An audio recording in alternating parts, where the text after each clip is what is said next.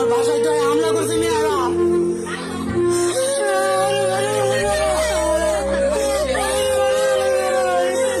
থেকে শাবল দিয়া পাড়ায়া সেনা হাতুড়ি আমার যা লাগে আমার মেয়ে এসে জড়ায় আমার পাঞ্জাটা ধরছে।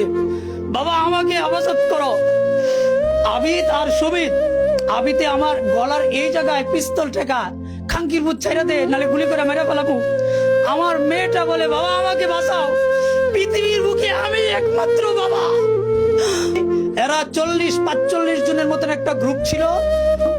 এখানে স্থানীয় ছাত্র দলের যে পাপ্পু একটা ছেলে ও আর সুহান আমার সাথে সমঝোতার কথা বলে। আমি জানি না আমার মেয়ে বাচ্চা আছে কিনা ভাই। আমি আজকে আপনাদের মাধ্যমে আমার মেয়ে আছে না নাই এটা জানতে চাই। আমি একজন ইমাম হিসেবে দেশের সমস্ত ইমামের কাছে আমার দাবি, আমার ইজ্জত গেছে। শাহজাহান সজল ভাই এবং বিল্লাল আজি তারা বললো যে আমরা পারতেছি না, আপনার জীবন বিপন্ন হবে, আপনি 399 ফোন দেন। আমি 399 ফোন দিলাম। ফোন দেওয়ার সাথে সাথেই তারা আবার আমার বাড়িতে আক্রমণ করছে।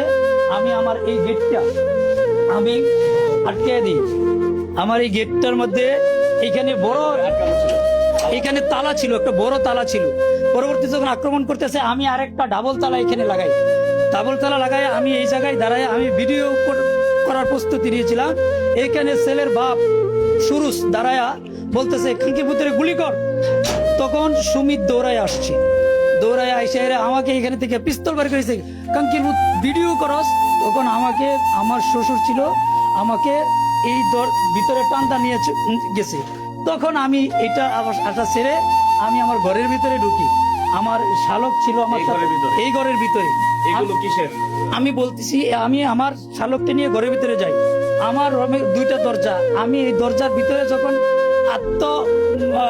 হেফাজত করতে চাই তখন তারা বাহির থেকে শাবল দিয়া পাড়ায়া সেনা হাতুড়ি আমার যা লাগে আমি দেখি নাই কি দিয়া এইগুলিটা করছে। সর্বশেষ এই ছিদ্র দিয়া আমাকে পিস্তল দিয়েছে, কাঙ্কিরপুর দরজা ছেড়ে দে, গুলি করে ধরে মেরে ফেলামু। আমার জীবন, আমার স্ত্রী, আমার শ্বশুর তারা আমাকে জড়া ধরে নিয়ে গেছে। তারপরে এক পর্যায়ে এখানে লাথি দিয়ে এই দরজাটা খুলে আমার মেয়ে এসে জড়ায় আমার পাঞ্জাটা ধরছে। বাবা আমাকে হেফাজত করো। আবিদ আর সুবিদ, আবিতে আমার গলার এই জায়গায় পিস্তল ঠেকা খাঙ্কির বুট ছাইরা দে, নালে গুলি করে মেরে ফেলাবো। আমার মেয়েটা বলে বাবা আমাকে বাঁচাও, পৃথিবীর বুকে আমি একমাত্র বাবা, আমি একমাত্র বাবা। কত ছিলাম, কত কিছু হয়েছে, এরকম ঘটনা কখনো হয় নাই।